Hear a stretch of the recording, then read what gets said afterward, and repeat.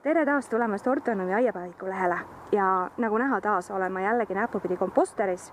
Mulle hirmsasti meeldib komposti tegelikult sõeluda, aga täna ma ei hakka sõeluma. Ma tegelikult tulin siia uurima, et kuidas sellel aunal läheb, kuna see on see aun, mis on mul kõige rohkem päikesele avatud ja mul on plaan siia istutada kõrvitsaid.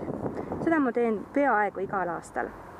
Ja ma hakkasin siit vaikselt minema ja siis mul hakkasid sellised valged idud vastu tulema.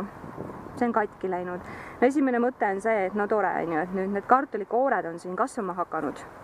Et mulle isiklikult ei meeldi komposterist kartuleid korjata pärast. Aga järgmine hetk oli mul viirbu okas sõrme sees, mis on põrguvalu, et kes vähegi teab, see teab. See on umbes nagu pampli okas.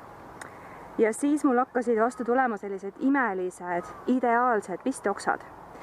No nimelt, kui me sügisel tegime oma viirbuheki teise lõikamise, nimelt me lõikame oma viirbuhekki, mis on 4 meetri kõrgune kohati 2 korda aastas, et siis ta on selline optimaalselt tihe, siis mul tegelikult sügisel käis peast läbi mõte küll, et me peaks tegema pistikuid, et kuna meil on maakodus ka üks selline koht, mida me tahaksime tulevikus kinni istutada ja viirbu on selles mõttes ka tore, et kuna temale tulevad vahvad marjad külge, siis see põkuks midagi ka sealsetele lindudele.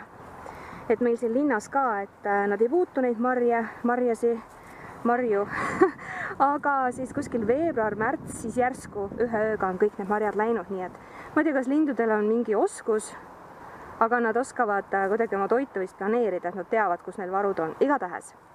Teinekord on niimoodi, et jõuad ainult mõelda, aga tegudeni ei jõua, aga siis loodus teeb ise töö ära, nii et mis mul üle jääb on nüüd see, et ma korjan siit need korralikumad oksakesed välja, et noh, nagu näha ka, ma olen nad tükeldanud selliseks pisikeseks, et mul hiljem oleks siis hea seda komposti siin ümber kaevata sõelumise jaoks.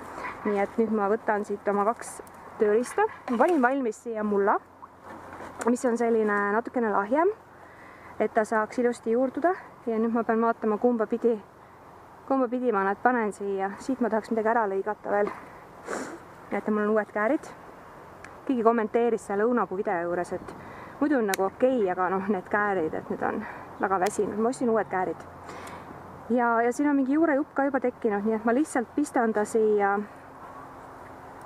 nii sügavale, kui ma saan siia potti. Ja ma panen nad esialgu kuhugi varjulisse kohta, et ma ei taha neid valgeid uusi kasve ära ehmatada. Ja siin näiteks on näha ka haavakude, mis on väga hea märk, et see pisteoks läheb kindlasti kasvama. Ma proovin ta hästi sügavale lükata. Ma usun, et neid valgeid seniseid kasve võib ka täitsa mulla alla peita. Nii. Ja nüüd paljalt sellest mõttest, mis ma mõtlesin sügisel, et mul oleks vaja teha viirbu taimi endale, et maale hekk rajada, on mul need taimed põhimõtteliselt olemas ja ma arvan, et nad suvel nüüd ilusti kosuvad. Ma panen siia veel mulda peale tegelikult. Ja peab panema. Nad suvel mul ilusti kosuvad. Ja mul on järgmiseks kevadeks, kui mul ka neid taimi juba vaja on mul uued istikad olemas. Nii et egas midagi. Ma loodan, et keegi sai siit heas mõttes inspiratsiooni selles mõttes, et ka oma aias, mida me arvame, et me tunneme läbi ja lõhki ja teame, mis siin toimub. Ikkagi lahtiste silmadega ringi käia, et isegi komposterist võib leida väärtuslikku kraami. Aga teile toredat aiandamist!